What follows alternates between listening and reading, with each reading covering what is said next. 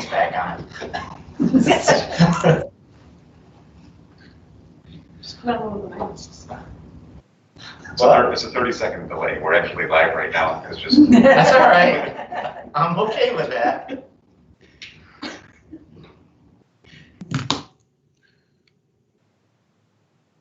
Is that so you can, We're good. Great. Okay, I'd like to call the meeting to order. If we could please rise for the pledge. I pledge allegiance to the flag of the United States of America and to the republic for which it stands, one nation under God, indivisible, with liberty and justice for all.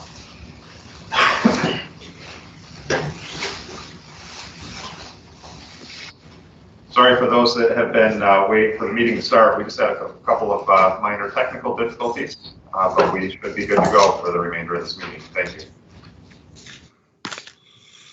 Okay, can I please have a motion to approve the board minutes from the budget workshop special meeting on April 14th, 2020? So moved. Second. Discussion?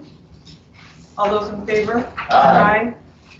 Can I have a motion to approve the board minutes from the regular meeting, April 21st, 2020? Second. Discussion? All those in favor? Aye. Can I have a motion to approve the treasurer's report for April 2020? So moved. Second. Discussion? All those in favor? Aye. Can I have a motion to approve warrant reports Fund A, Fund C, Fund F, Fund H as listed? So moved. Second. Discussion? All those in favor? Aye. Can I have a motion to approve the investment of funds report for April 2020? So moved. Second. Discussion? All those in favor? Aye. Can I have a motion to approve the cash flow report for April 2020? So moved.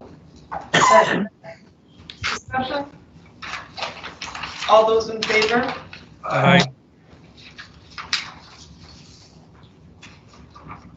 This is the first opportunity anyone can have to call in and take advantage of privilege on the floor.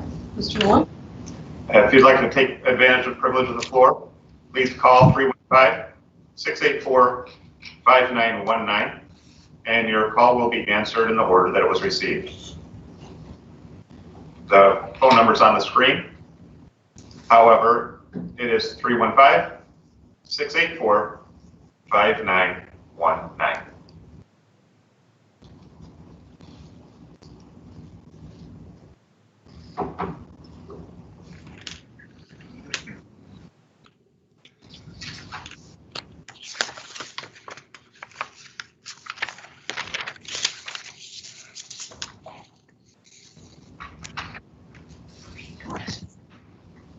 Jody, can you see if anybody's viewing on YouTube?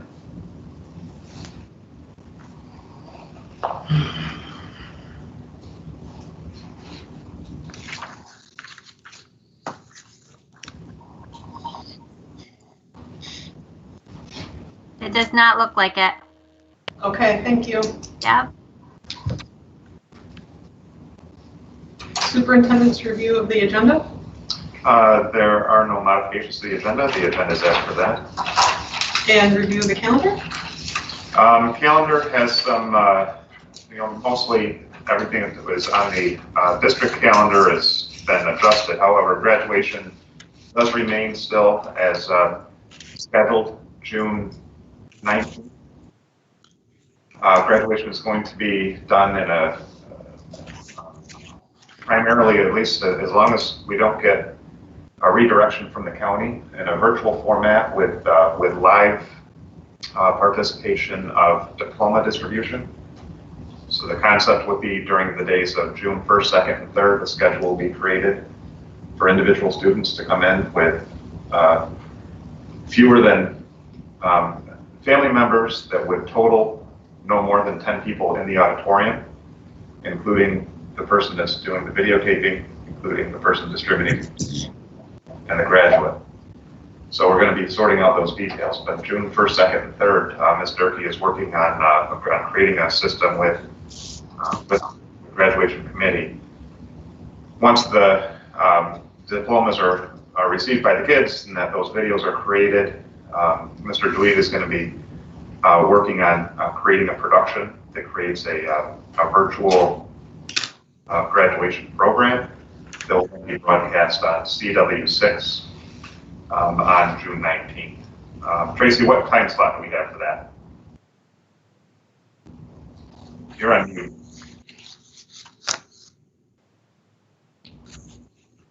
It helps when I'm not muted. 7 to 8 o'clock at night. All right, great, thank you. Yep. So that's graduation. We do have also a pre-graduation celebration taking place this Thursday. That celebration begins at 6 o'clock. And there's the driveway is going to be adorned with pictures of our seniors, and it'll be a drive-through celebration where seniors can pick up their caps and gowns and some other gifts. The class of 2000 donated T-shirts with the Morrisville-Eaton logo on the front, one for every student in the senior class. Sizes were coordinated through Aaron Tucker, so all the shirts were ordered specifically for each child, and every members of the class of 2000 sponsored students in that event. So thank you to the class of 2000. Those will be given away during that drive-through celebration. Eddie, with the elementary school, we're coordinating some plans during the week of June 16th, the week of June 15th. Heading to the end of that week for the moving up ceremony, the 5th grade graduation. Those plans we don't have. Unless Eddie has news for us tonight. The date was going to be later in the week. I believe it was June 19th, but we're going to likely be changing the last day of school, which could change the date that was originally planned. Eddie, do you have any updates on the date that's been selected for that? No, and we're looking at June 15th or 16th, but I was waiting for the board to move forward, or you to move forward with a decision before we finalized it. Very good. So the date will be to be determined, and an announcement will be coming tomorrow about what the last day of school will be for kids, pre-K through 12. Those are the big items as far as the calendar report for this May. Okay. We obviously have no visitors or delegations. Can I have a motion to approve the recommendation of the committees on special education, preschool special education, and 504 meetings held April 14, 2020 through May 12, 2020? So moved. Second. Discussion. All those in favor? Aye. Aye. On to administrative and board reports. Bob?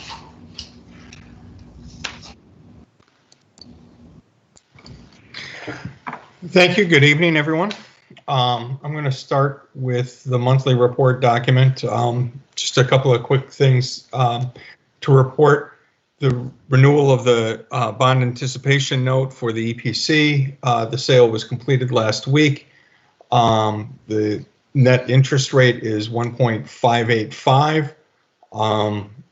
So that has been approved, and I believe, Nikki, you've already signed the documentation for that. Yes. I'll be coming back to the budget to actual update and the budget 2021 budget update. I attached a calendar, a mock calendar of deadlines coming up over the next several weeks related to the budget vote and budget related items such as contract renewals, et cetera, just so that everybody would have an understanding of what Jody especially, but Jody and I and Greg have been working on and will be working on with the deadlines that we have coming up and when they are, and just so that you have that information. Capital project updates, substantial completion for phase 2 was agreed upon as May 1. So we are now, the project is essentially done except for punch list items. I'm waiting for final pay-ups to start coming through. I'm still waiting for the final pay-up from Upstate to be approved. And then once we have those processed, we'll be able to begin filing final cost reports.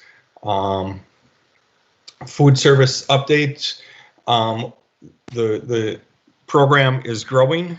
During the month of April, we went from 500 meals a day, 250 breakfasts plus 250 lunches, to now over 630 meals a day. That's a 26% increase.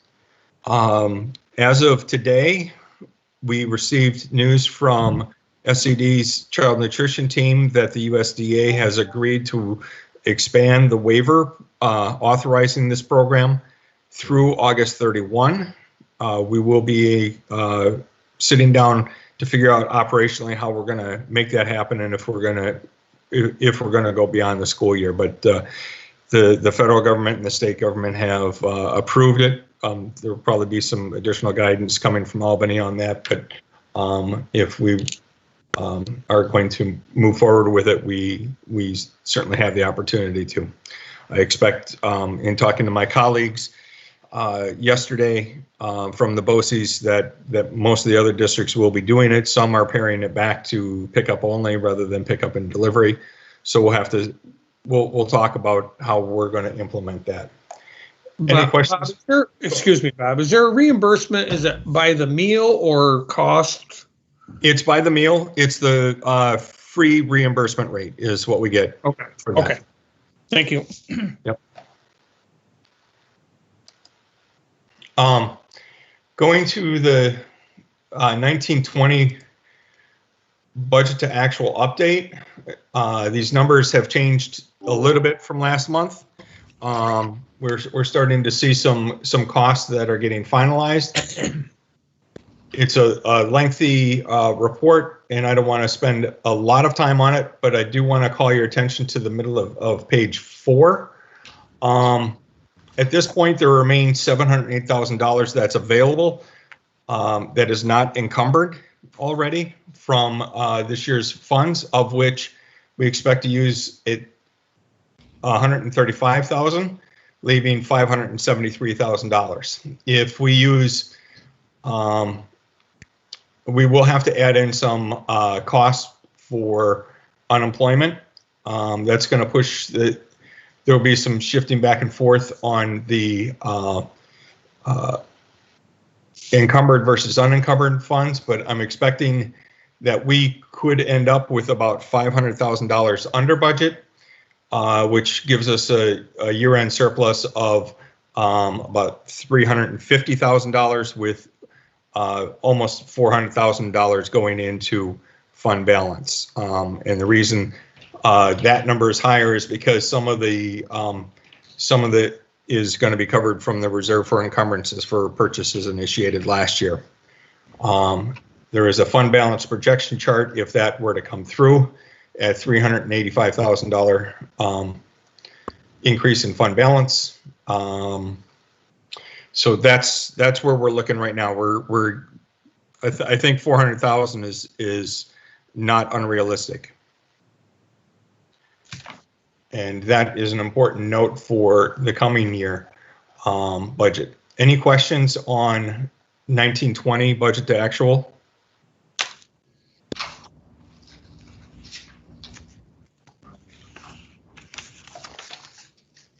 Hearing none, I'm going to move to my report on the 2021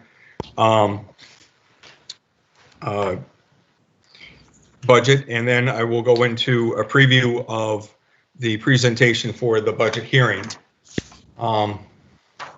Basically, on page 1, we broke it down. We updated the budget based on the conversations that we had last week at the budget workshop, and came up with a balanced budget, actually a slight surplus of $1,100, operating with $17.8 million. Which includes using $325,000 of the surplus from 1920 that we had just talked about. That includes basically an aid freeze for next year. And it includes using $130,000 capital exclusion in the tax cap formula, which sets our tax increase at 4.935%. I also outlined the contingency budget numbers there for you. I have had to update those after this report was completed last week, when I realized that we included the capital outlay project in that, so that will be backed out of the contingency budget, allowing some program costs to be put back in. On page 3, you see a summary of the items that we've been talking about in terms of being budget reductions. Things indicated with a red X in the implement column are those that have been reduced from the proposed budget compared to the current budget. And then those marked with a C in that same column are items that would come out in a contingent budget. The item that we would re-add is the BOCES special ed slots would be re-added to take out the $100,000 for capital outlay to leave us with roughly an even trade.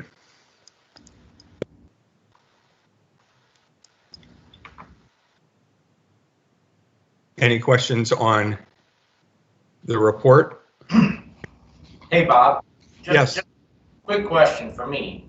On there, it says reduce unneeded BOCES special ed spots. Does that mean that we've allocated some extra spots that we don't think we're going to need? And what happens if somebody comes in? That's what those slots are for. Exactly.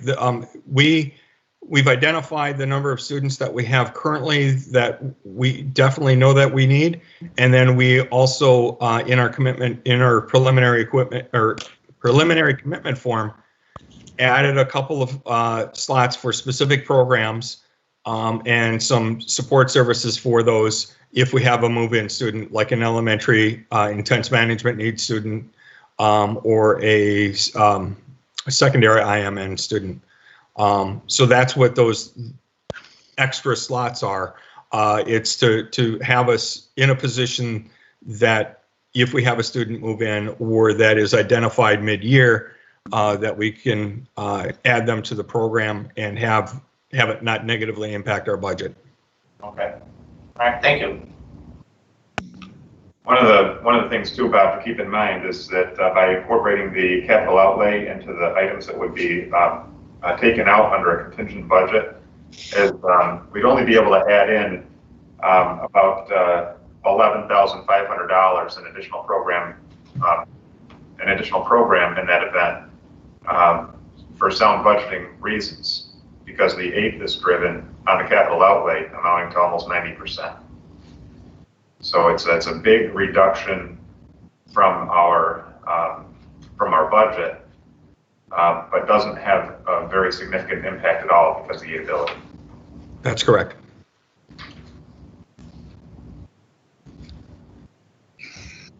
With that, I would like, with your permission, to preview the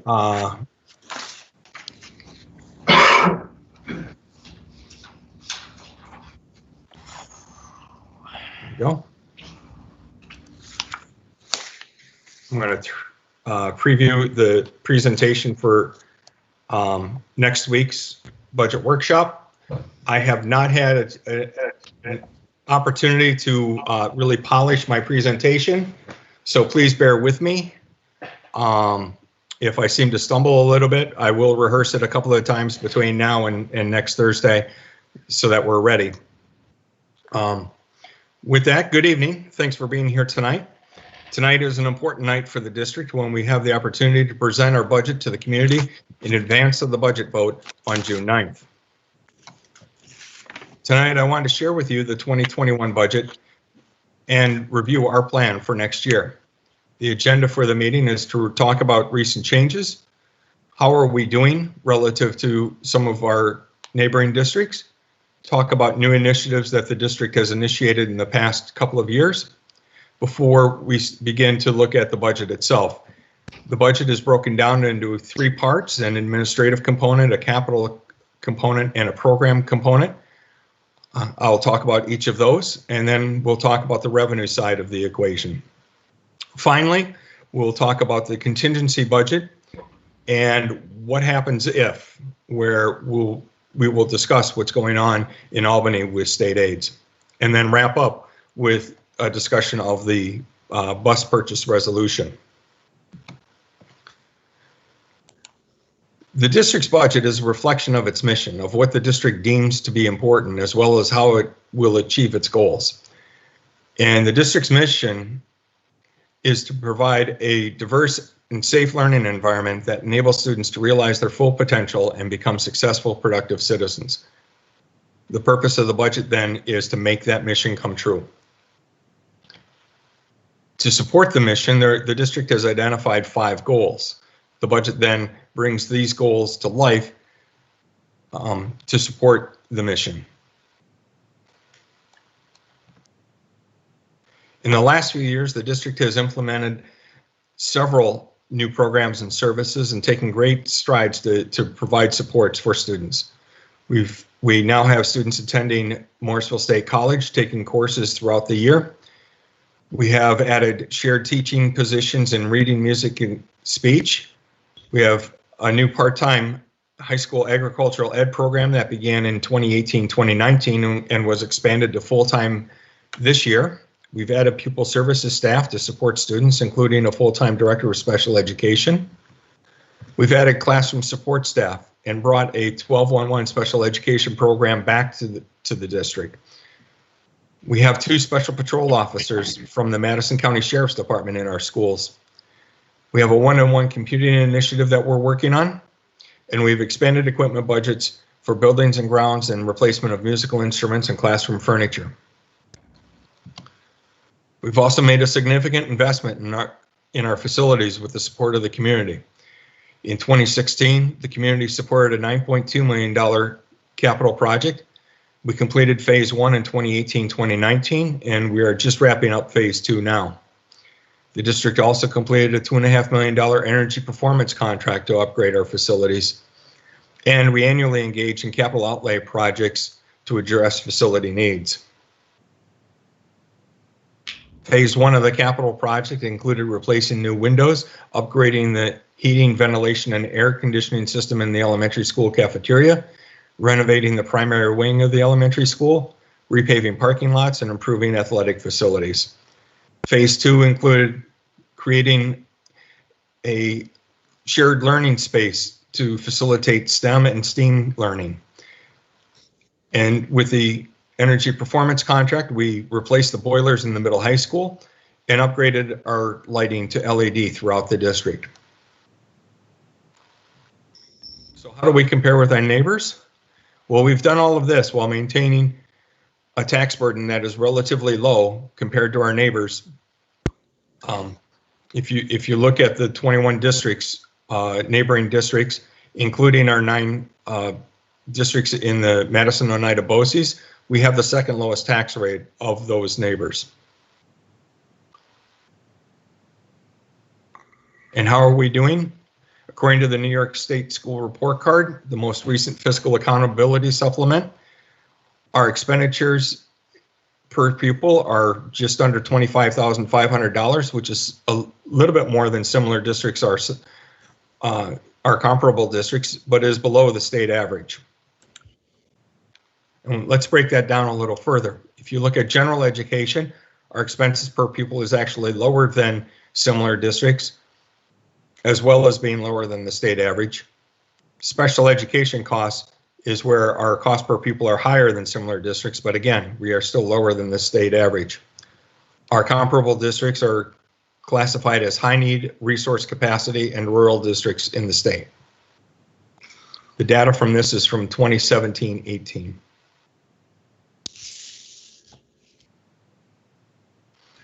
So when we look at our budget, we look on the expenditure side. The district breaks its budget down into 3 component parts. An administrative budget, which consists of centralized overhead costs, the capital budget, which includes operations and maintenance of sites, as well as debt service, and then the program budget, which includes all programs and services with a direct student benefit. As you see, about 2 out of every $3 goes into the program budget, directly supporting students' learning and activities. The capital component of the budget is the second largest. We turn first to the administrative budget. The administrative budget is roughly broken down into 4 components. Central administration, comprising the chief school administrator and business administration, is one part. The second component is supervision, which is our school offices, school administration. The third part being employee benefits, which is benefits for both current employees as well as retirees. And then the fourth part being other specialized services, including the Board of Education. Our capital budget, the largest component of which is debt service to pay back, to make payments on debt issued over the last several years for improvements done over the last couple of decades. The second largest is our plant, which is our custodial operations, facilities, and maintenance costs. Finally, looking at the program budget, you see that the largest component is education, which is the teaching, regular school, and other education, which includes special education and vocational education and special programs. And the second largest component, not surprisingly, is employee benefits. Transportation is also a significant budget line in our budget. In summary, and comparing this proposed budget to the current year budget, is a 2.9% increase with a slight decrease in administration, an increase in the capital component, and an increase in the program budget. In the chart shown, you can see what the actual adopted budgets were shown in blue, as well as the actual expenditures at year end for the past several years.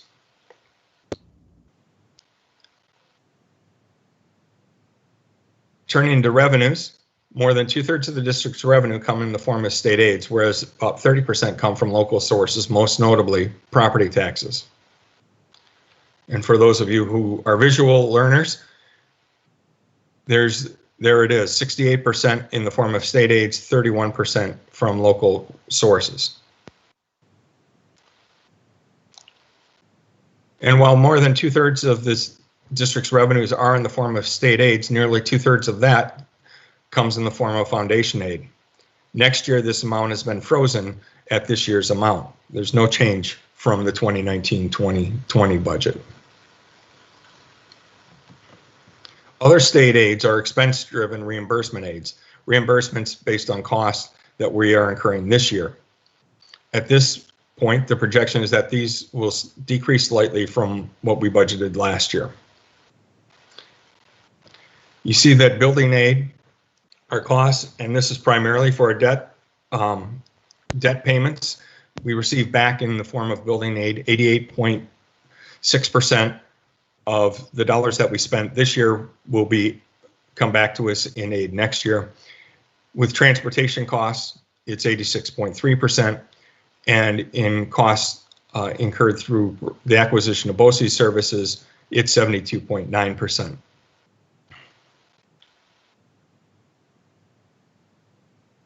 So what about property taxes? While the local source of revenue constitutes 30% of district revenues, property taxes are 95% of that 30%. The proposed property tax levy increase reflects a $235,000 increase, or just under 5% over this year's levy.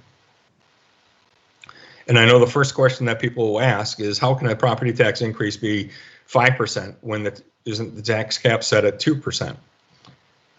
Actually, the tax cap calculation that you see in front of you is from the Office of the State Comptroller's website, where we have to report this data. The 2% is just one component of the calculation. And this year we have a capital exclusion which increases our tax levy by $130,000. How does this impact property owners? The tax levy is split between municipalities based on their percentage of taxable property in each township. It's then split within the township among property owners by assessed value, which is why the estimated tax rate varies by town and why the estimated rate is different from town to town to the district average. The estimated change in tax rate also varies by town for the same reason. The change in tax rate there you see is estimated to be 89 cents per $1,000 of value, and that equates to about $89.08 for a $100,000 home in the district. Of course, that would vary from township to township, but the monthly impact of that is about $7.50.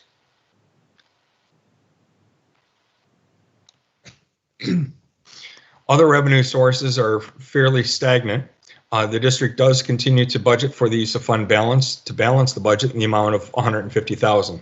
And as I noted earlier, we are including $325,000 from this projected surplus from this school year to help balance the 2021 budget.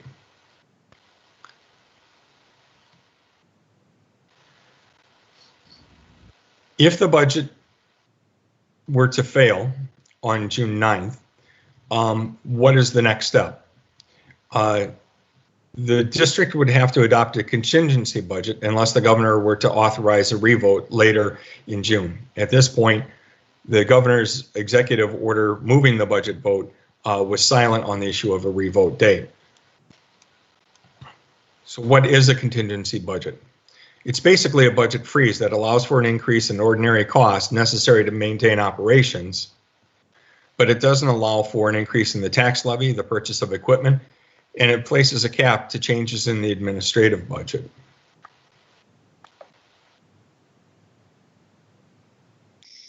If we have to implement a contingency budget, the result would be a loss of $235,555 in revenues compared to the proposed budget, and would have an offset reduction in expenditures.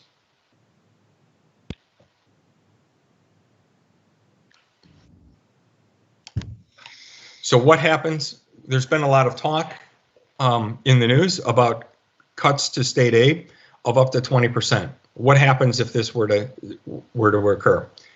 Well, our district relies on state aid heavily. Nearly 7 out of every $10 in revenue comes from Albany to fund programs and services. And we know that the economic impact of the pandemic has reduced state revenues. The latest report was by 14% for the month of April.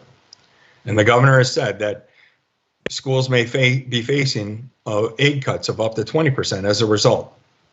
Well, 20% of an aid cut for Morrisville-Eaton equals $2.36 million, and that's 13.6% of our budget. How do you fill a hole that big? The only way really is to implement cuts, and we would have to begin cutting programs and services to students, which could include support services like counseling and a behavior specialist. It would include teaching services like academic intervention service. It would mean larger class sizes, reduced class options, may lead to the elimination of the college option, could potentially eliminate sports, and could even touch kindergarten and pre-kindergarten.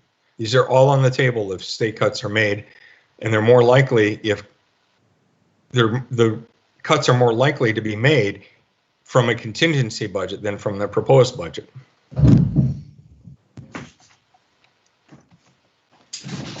Finally, the bus purchase.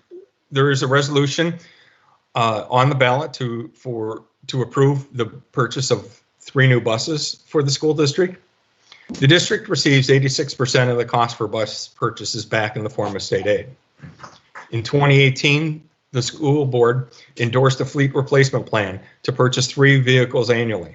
And working with our provider, the administration is continuing to implement a long-term plan for the rotation of the fleet to reduce repair costs, maximize trade-in values, and minimize the budgetary impact of the plan. And this is what the plan looks like.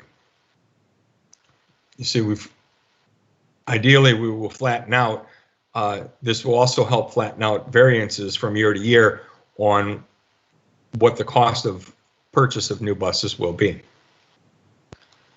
The bus resolution asks, shall the Board of Education purchase at the option of the board, finance 3 student transportation vehicles at an estimated cost not to exceed $304,736.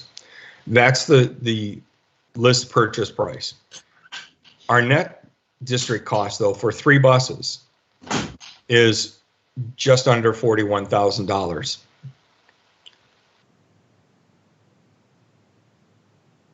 As a result of transportation aid. And with that, I will take any questions.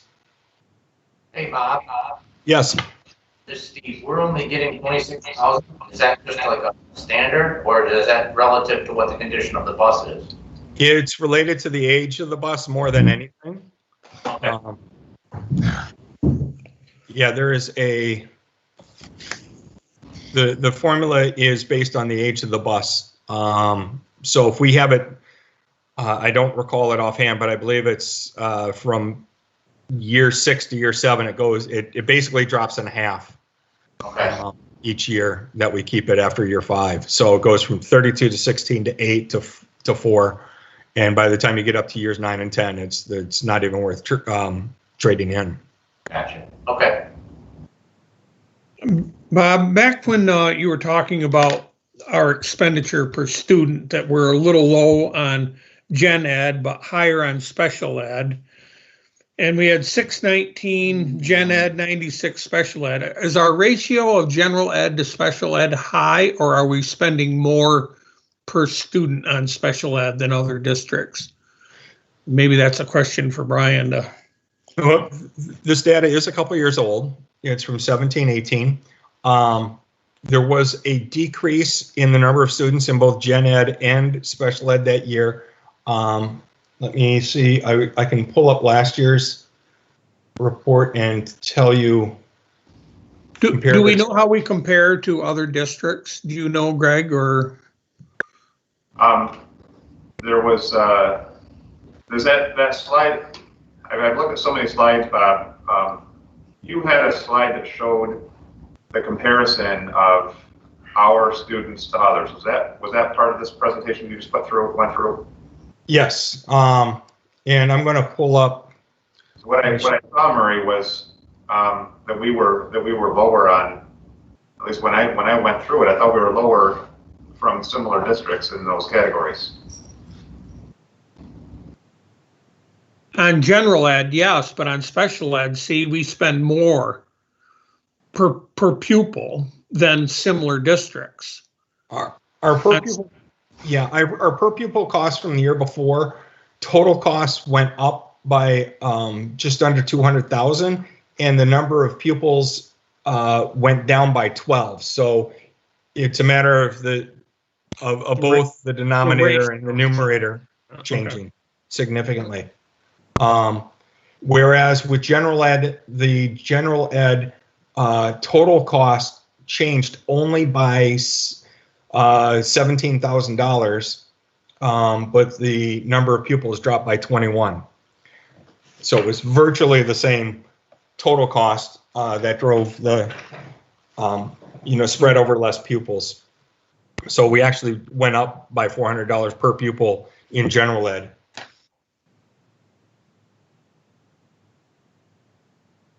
So 16 and 17, it's really small on the screen, but you're looking at 26,000 roughly per pupil, and then the year after we went to 31,000. Correct. And that was also a period of time, I believe, where we ended up with some high cost factors that came in around that time frame as well, correct? Correct. But is our ratio, does anyone know if our ratio is similar to other districts? And I know it's a fluid number. I get that. Brian, what is our SWD percentage? Do you know off the top of your head? I think around 16 to 17%, and the state average is around 17%. So we're basically in the ballpark. Yeah, we're a little low actually. If you look at the 17-18 numbers, 96 into 619 is 15.5%. For similar districts, the 24,901 into 143 is 17.4%. And I'm doing statewide right now. Is 18.4%. Okay. So we're actually, our special ed ratio is lower than both similar or comparable districts and state average. Okay. 2 years ago, right? But yeah, gotcha. Yes. Okay, thank you. You're welcome. Just not a question, but a comment. I think on the top, I know you're not done with the presentation yet, but on the top of page 33, I think there's a typo. Just take a look at it. It's fine. Okay. Will do. My only other comment, Bob, Yes, sir. when you go to the graph, maybe not mention for our visual learners,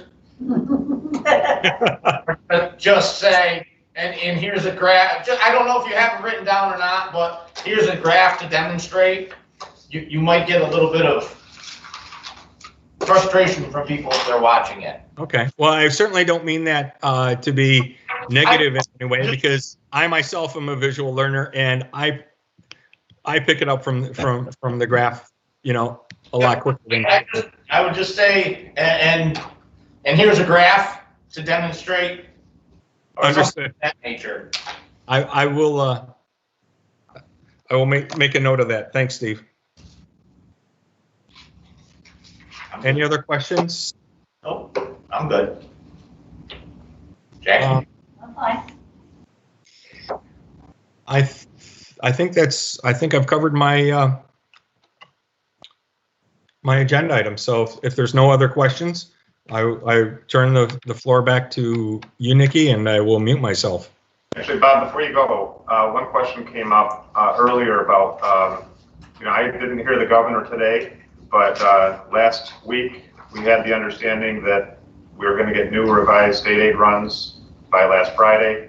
As Friday came closer, they said Tuesday, and the last I heard was from the same guy that said Tuesday, but by the end of May.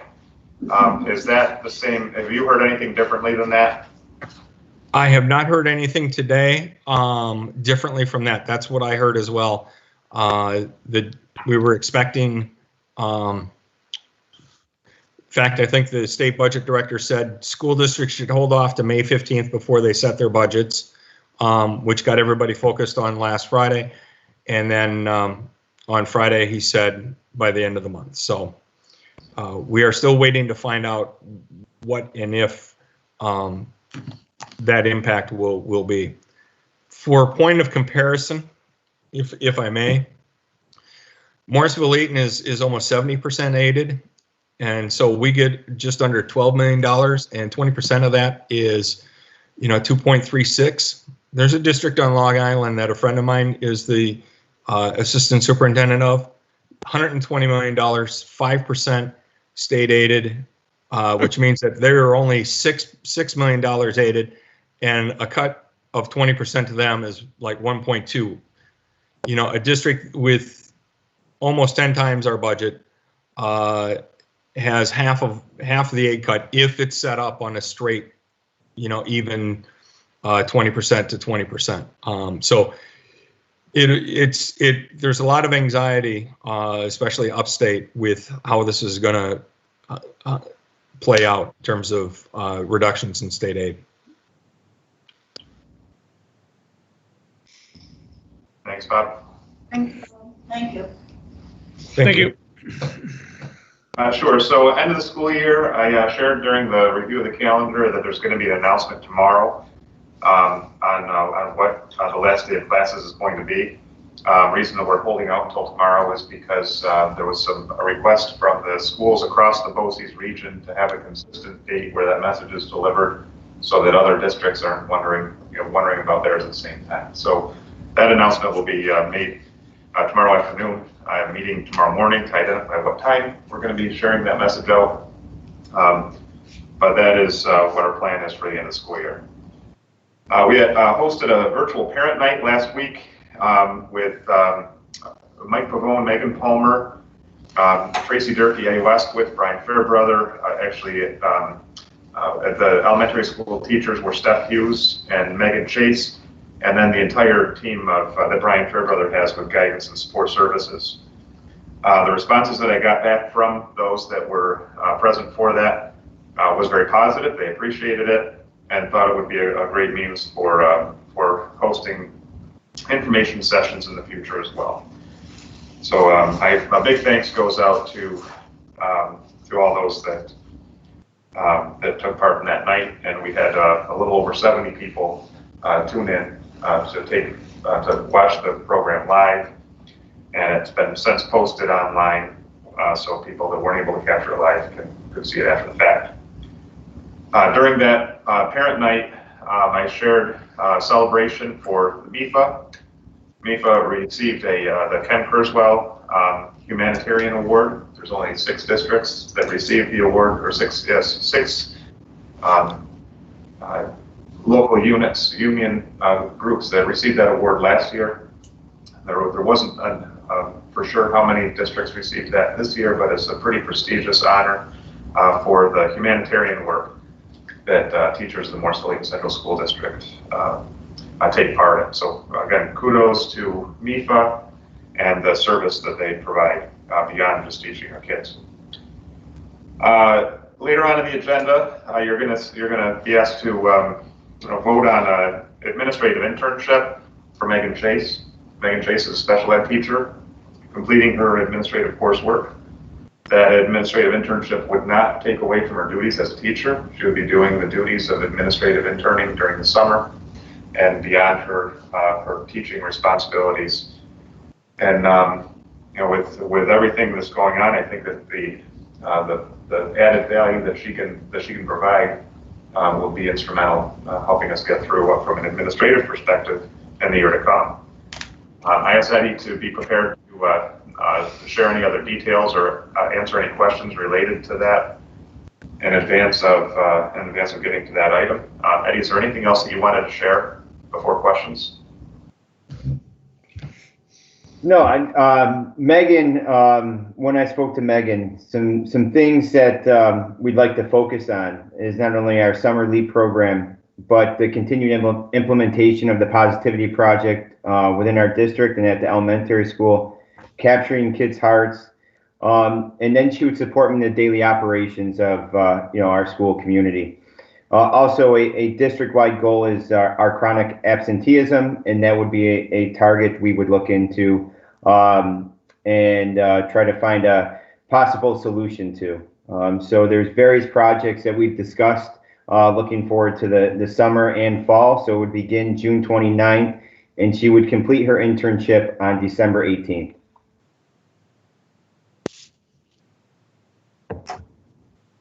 Does anybody have any questions now, or you could also ask questions during the motion to approve as well? All right. I do have another. I guess I'm constantly trying to identify ways that we can get through another tough budget year. We've got a.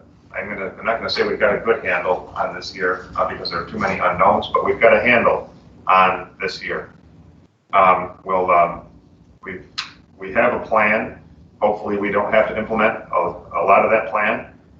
But it's also looking like next year is going to be a challenging year as well for most districts, with a combination of reduced spending and expense-driven aid lines and the impact that it has a year later, as well as trying for the state to be getting out of the hole that they're currently in. There's a lot of uncertainties even in the preparation for next year's budget.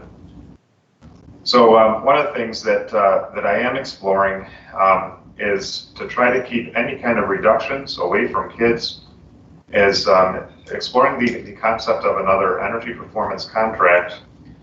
And I wanted to just present the idea and let you share with me if you want me to continue to research and look into it or not. And I realize it's not going to be, it's not the glamorous energy project that we were able to hide everything with our last one.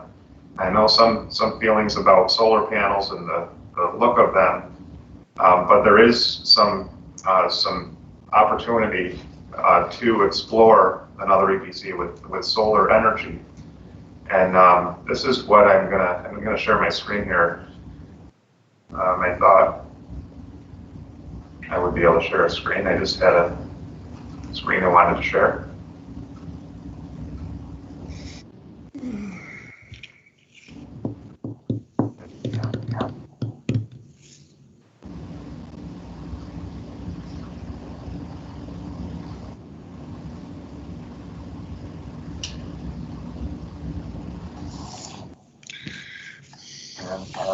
Like it's not giving me the window that I would be able to share.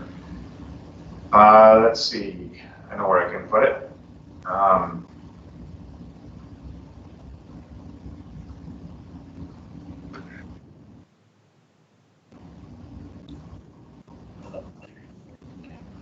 No, this is. I've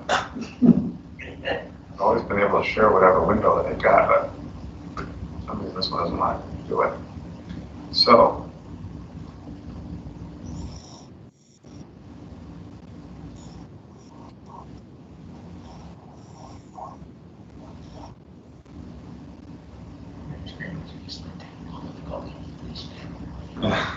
All right, I'm almost there, I promise.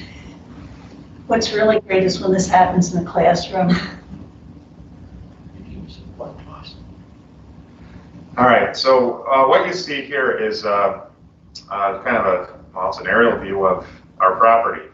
And what looks like the back of our property is this dark green line where the trees go, but we actually own That part. this whole section of field. Almost as this, there's a straight line that comes right across the top, cutting off this whole field area.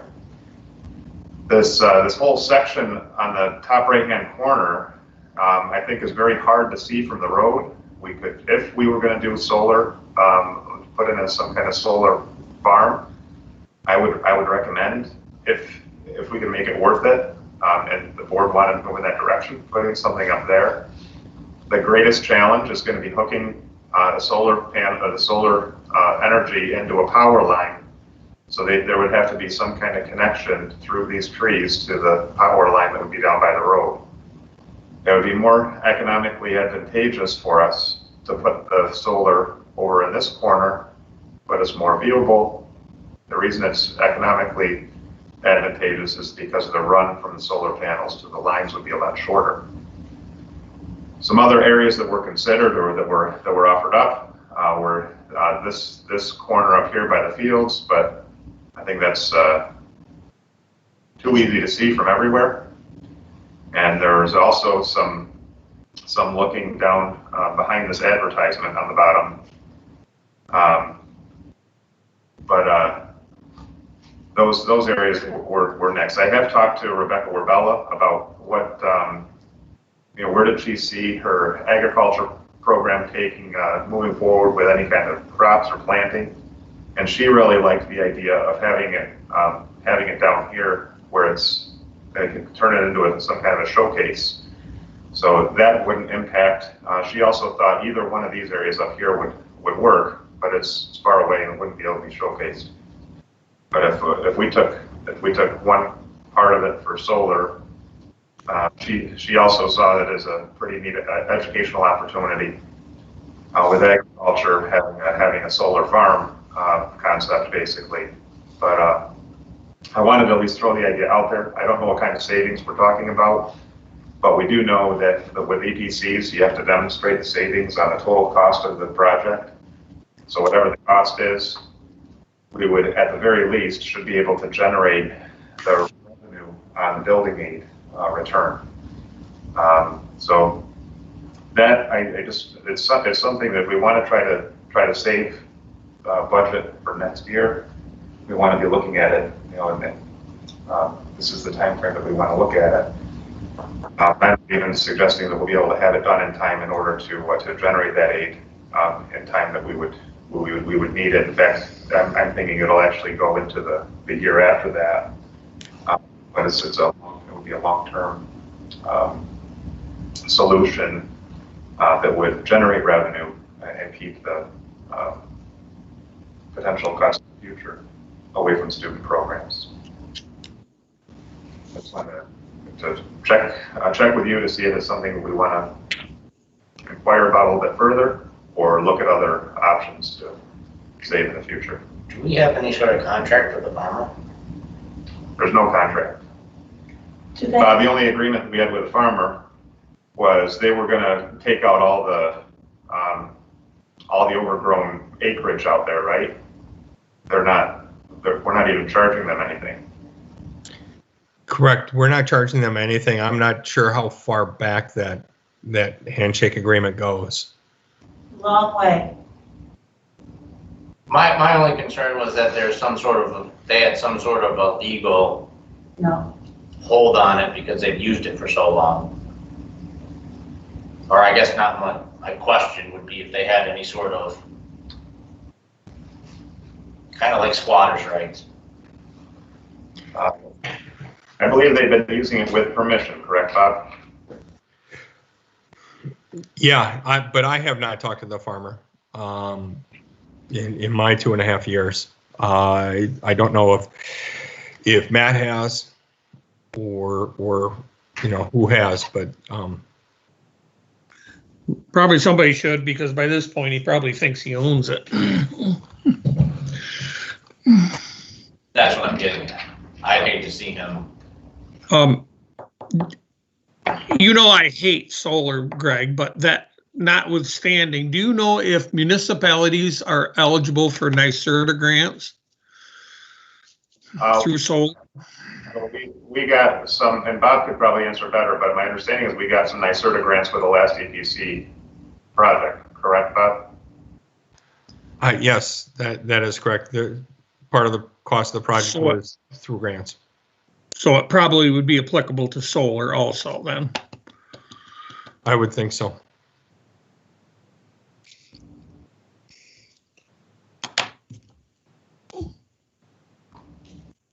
Who is it through, Greg? Or is this just you aren't even to that stage yet? I wouldn't be able to say who it would be through. We'd have to put it out to bid.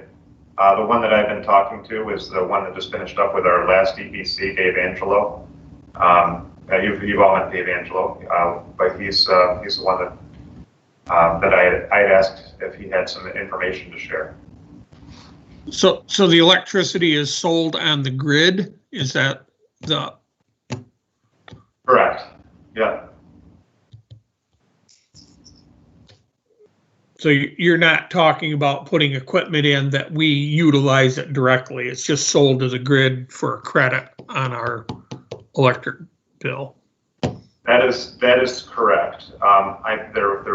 There's some kind of financial arrangement, I believe, that if they're adding energy to the grid, you can get some of your energy back at a reduced price, I believe. The details, though, I don't have. The concept that David identified was he believes I don't have all the figures, but if we can get all of our electricity paid for through solar, it takes our electric bill to zero. How many megawatts is he talking? Do you know? I don't know.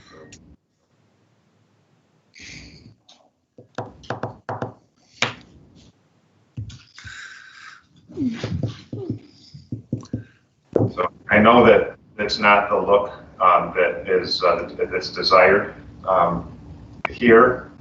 I think that we have an opportunity, though, to find a spot that's kind of tucked away. We were able to do meet our carbon footprint responsibilities as a district, and at least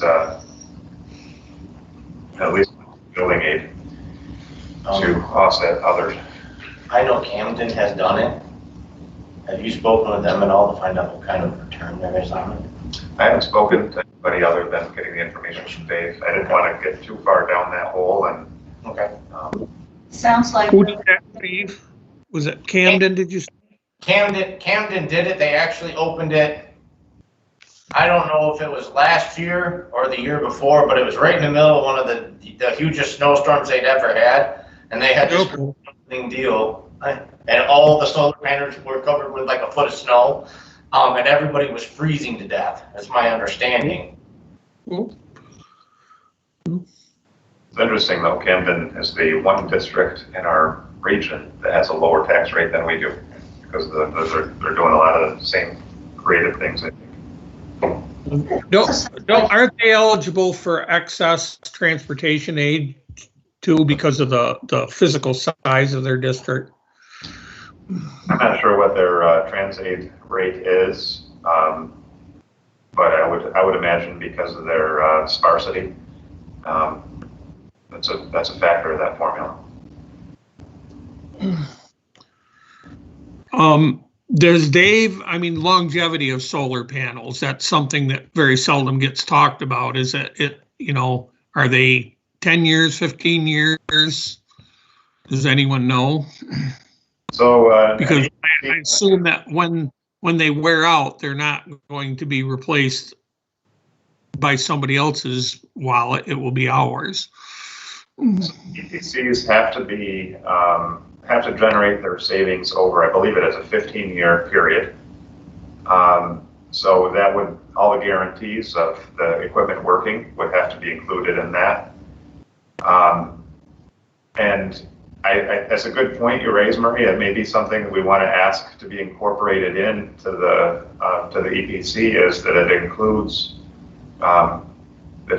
disposal when it exceeds its useful life. Right. If there's a way to do that.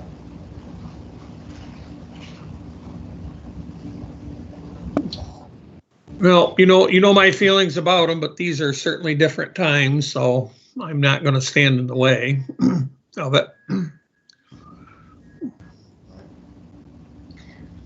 I was going to say, it also sounds like, though, that Rebecca's looking at being able to incorporate that into her ag program.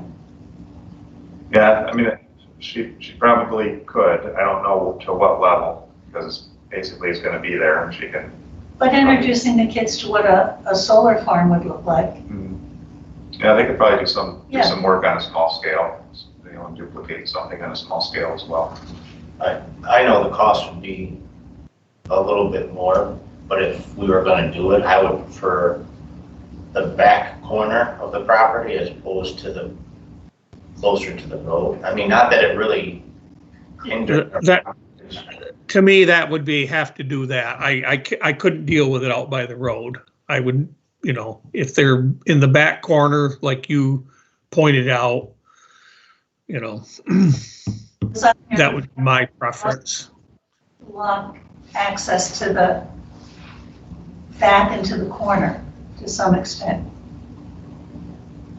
Well, I was just thinking, it's like Right. when you drive down Bouye and they've got them lined up right there, it's kind of like, wow, overwhelming. But the way you're talking, I realize you'll see them, but it won't be as noticeable to me as it is going down by the landfill. I mean, you might see them there, but I don't think you would pay as much attention as if they were right by the road. But It is still, that hill goes up, so it's still a southern exposure, am I correct?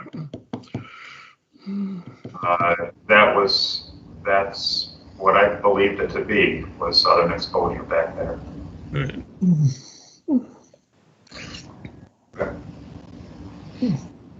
Any other thoughts? I think at this point, we have to be as creative as we can going forward. And I realize it'd be a couple of years down the road, but who knows what virus will hit us 3 or 4 years from now, so. And again, it's a tough sell. I mean, if things are really, we're in a really tough budget year, people don't understand, well, why are you building that then? They don't. So if we go forward, it needs to be communicated effectively that it's for the financial good of the district, not just because. Agreed. 100%, and that's, with an energy performance contract, you don't have to get voter approval, but I wouldn't do it without it, because you're leaving 15%. Well, yeah, because they'll take it out on your budget at some point. They'll take it out on your budget, and you're leaving 15% additional aid on the table when you do that. So I'm with you. So just the last thing I just want to share is the end of March, Governor Cuomo quoted, I don't know, I think it was Keplinger. He made a note that this is a character test for everyone, what we're experiencing with coronavirus, COVID-19 pandemic. Followed up with, what will you do when everyone else is losing their head? And I just wanted to recognize the leadership team that's here with us tonight, the leadership that they've demonstrated through this chaos.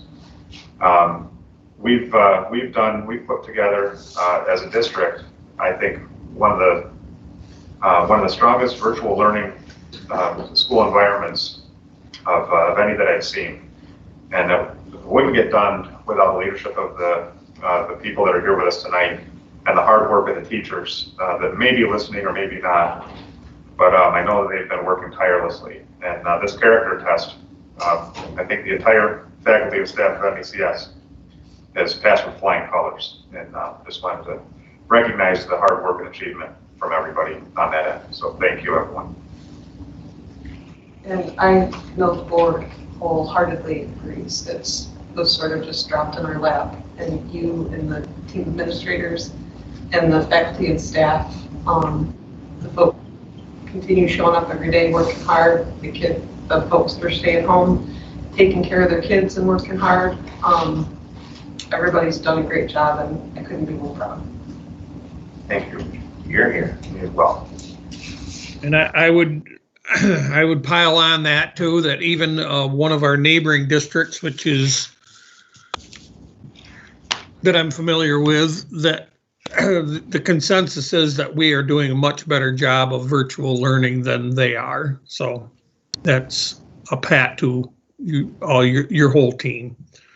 Pat on the back. Thank you. Thank you very much. Thank you, everybody. Okay, is that it for your others? That's it.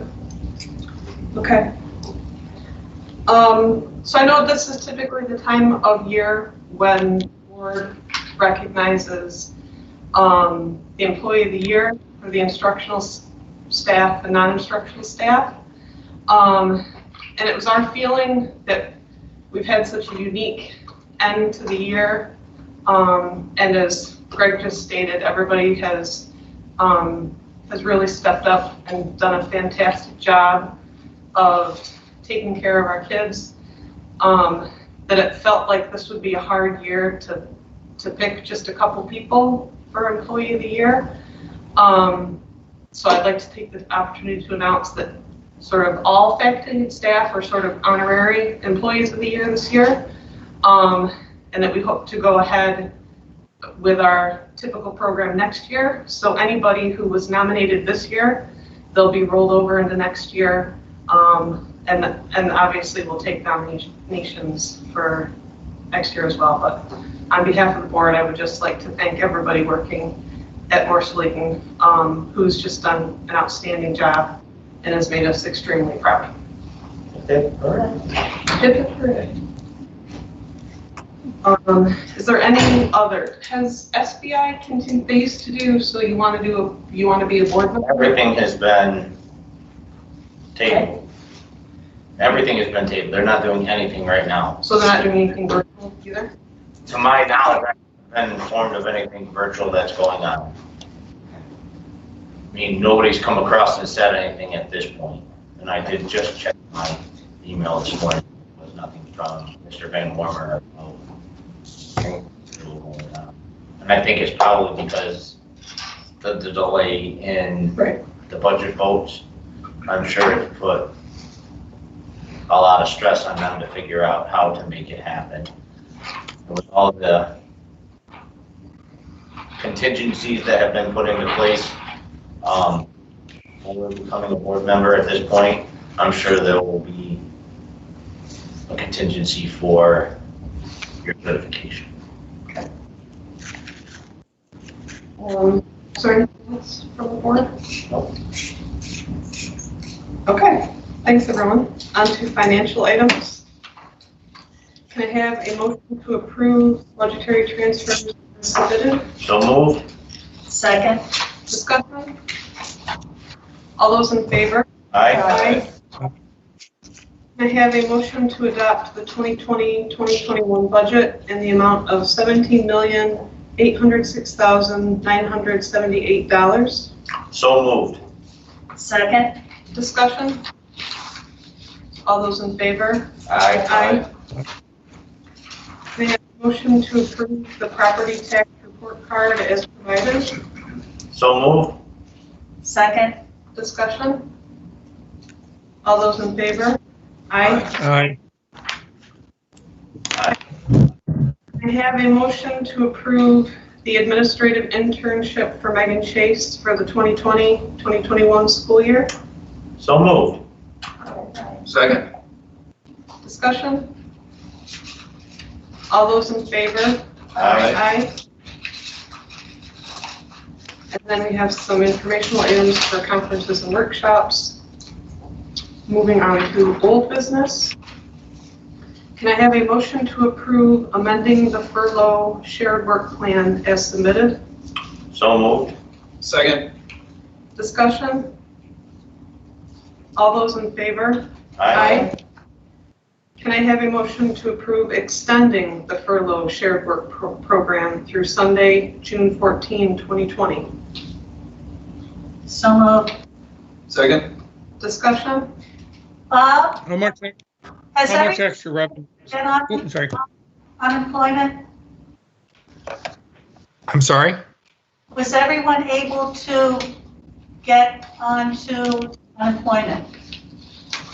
Yes, I have heard about one person just in the last day that was having an issue that somebody at unemployment has escalated the resolution for that. But everybody else that I'm aware of, and I've been in touch with Tracy Clark at the union president and everyone that she's aware of, their issues have all been resolved.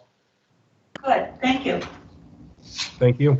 How much extra revenue will that 2 weeks generate? Approximately 20,000. Yeah, it was about $10,000 a week. All right, thank you. Yep. Any further discussion? All those in favor? Aye. Aye.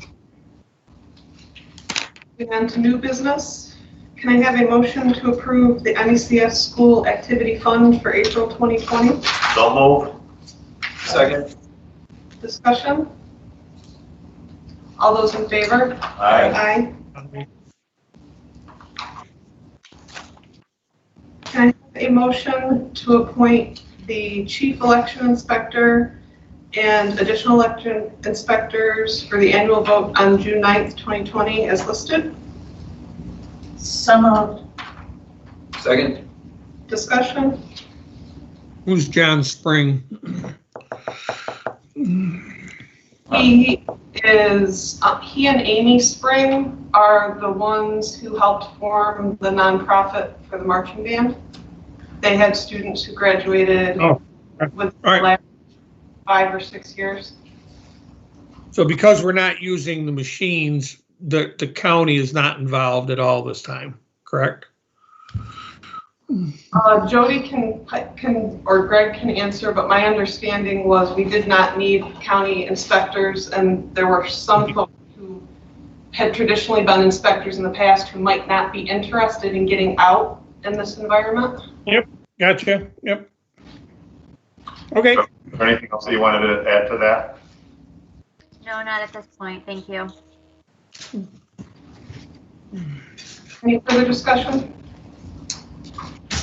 All those in favor? Aye.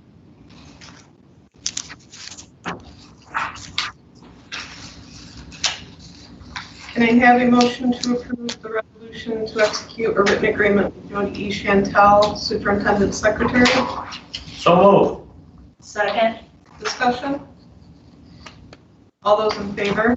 Aye.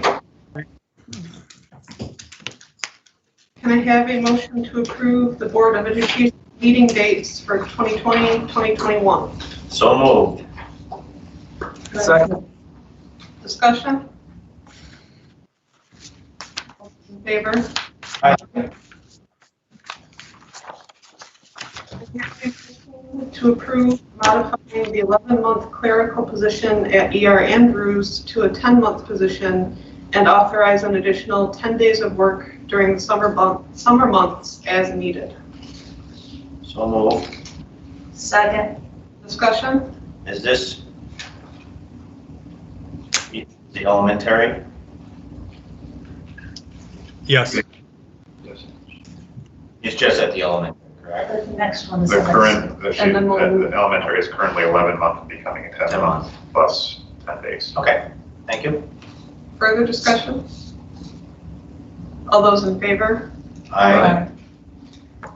Can I have a motion to approve modifying the 10-month clerical position at the Morrisville-Eaton Middle High School to a 10-month position and authorize an additional 10 days of work during summer months as needed?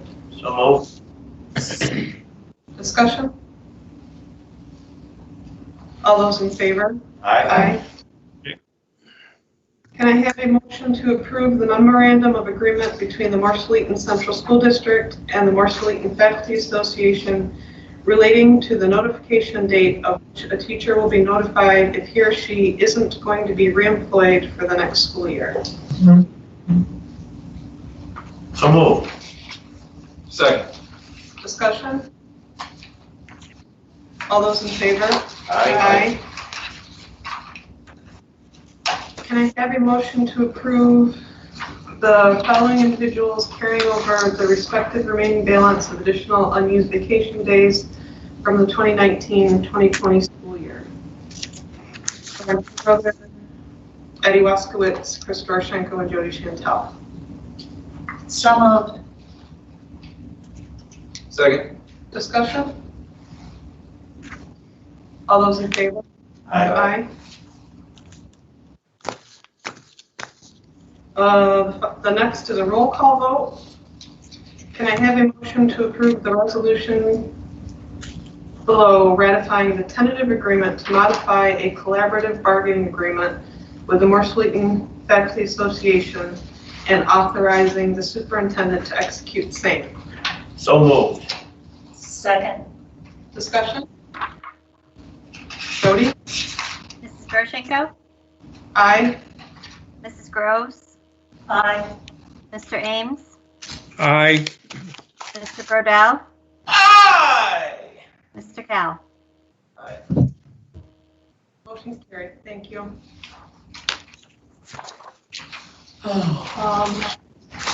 Correspondence. On to board policy development and review.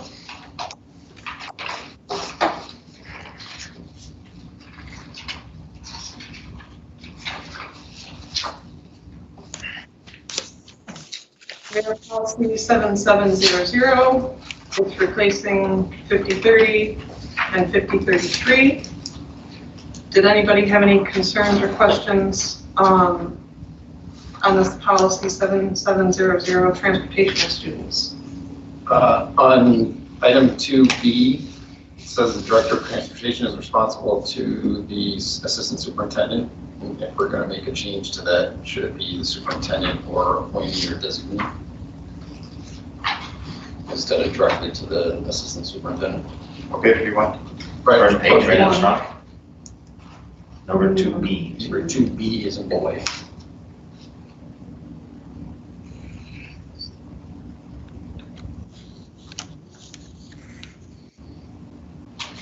Yeah, on the same one.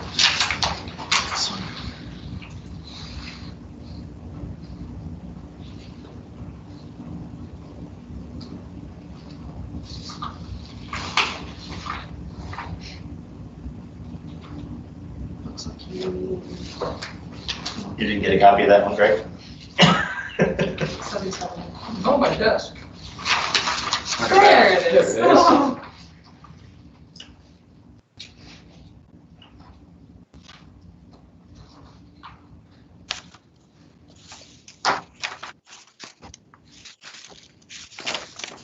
question, Brian, with that? Well, if we're going to make a change to the assistant superintendent position, potentially, should that, otherwise we're just going to have to approve the policy again.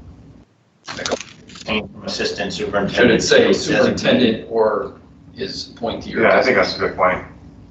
Yeah.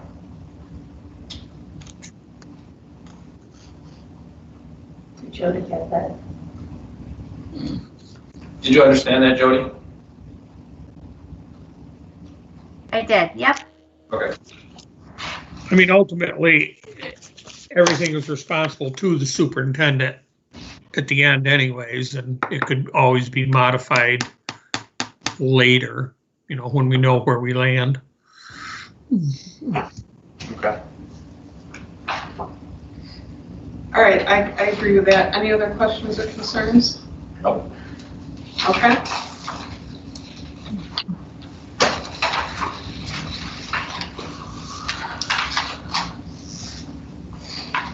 We're on to the second readings for 5406, 5403, and 7400. Allowing to do protection of personal information security breach, and educational records. Does anybody have any questions or concerns? No. Can I have a motion to approve those three policies? So move. All those in favor? Aye. Aye. And then it's a second reading of all the regs associated with those, and that's for informational purposes only. I'm just checking really quickly to make sure none of them has been board approved.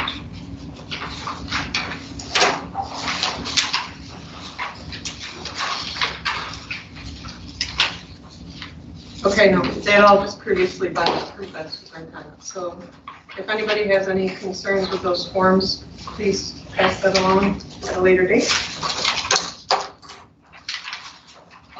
Did we skip Brian, or he was not on there? Okay, very good. At this point, this is the second opportunity for privilege of the floor. Mr. Moore? Yeah. So if you are would like to advance for privilege of the floor, please refer to the number on your screen or call 315-684-5919. Your call will be answered in the order that was received. And call 315-684-5919. Any of yours? 10.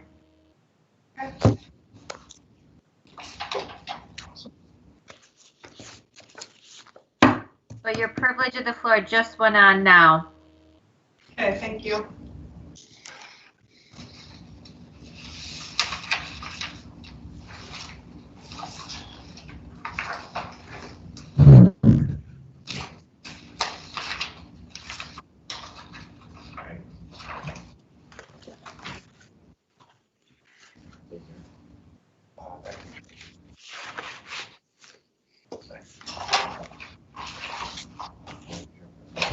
And if you'd like to take advantage of privilege of the floor, please call 315-684-5919.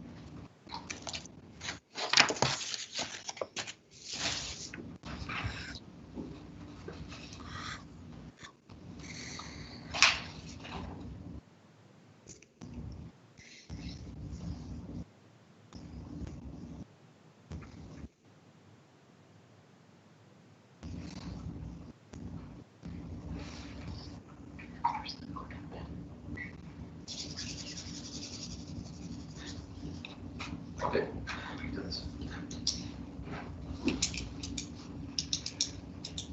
All right, so it looks like no one would like to take advantage of privilege of the floor. Is anybody requesting an executive session? No. No? Perfect. Do I have a motion to adjourn? So move. Second. Discussion? All those in favor? Aye. Aye. Thanks, everybody. Yeah, thanks, great, thank you, Joe, Thank you. and Marie, we'll talk to you soon. Okay, Thank you. See you next week at the budget hearing. Have a nice night. Have a good night. You too, bye. Good night. Did you say my name, Jody? Okay.